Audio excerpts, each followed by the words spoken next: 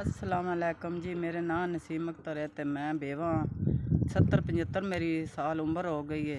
अगे पहले बच्चे अपना पालती रही हैं तो वो मैं पुत्र भी वाया दे बच्चे जड़े न आ मेरे कोल न ओदी बीवी भी फौत हो गई है तो आप भी फौत हो गया।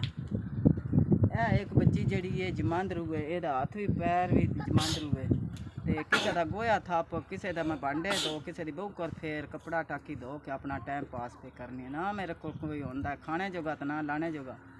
एक टाइम का होंदा एक टाइम का नहीं होंदा जी। अपना घर भी बूआ कोई नहीं, ना कोई मकान है ना ज़मीन है तो कदी दह दिहाड़े किसी के मकान च ते दह दिहाड़े किसी के मकान च ते अपनी जिंदगी इंज दी गुजारने पै जे अल्लाह पाक सुख। मेरे पुत्रा वाडा 10,000 गलिया आ 8वां महीना है 3 तरीक है। 10,000 रुपया गलिया मैंने मिल गया। अल्लाह पाक दिता कबूल करे तो मंजूर करे।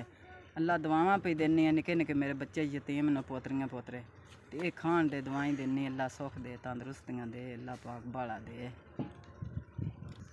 जी। 40,000 रुपया मेरा मैन मिल गया महीने दे महीने 10 देंदे हो 40,000 रुपया मैन मिल गया। अल्लाह पाक तुहाडा दिता कबूल करे तो मंजूर करे। महीने दे महीने जेड़ा मेरी इमदाद पा करदे हो बच्चों की। मैन हर महीने दे महीने आस होंदी है जे मेरा खर्चा आना तो मैं बच्चों के कोई कपड़े लैने या जुत्ती लेनी या मैं कोई अपने बच्चों जो कोई राशन पानी लैना तुसी गलदे हो तो मैन आस मेरी पूरी होंदी। मैं बच्चों अपने हर शै लैके दिन्नी खाने पीने दवाई देनी। अल्लाह सुख दे तंदरुस्तियां दे।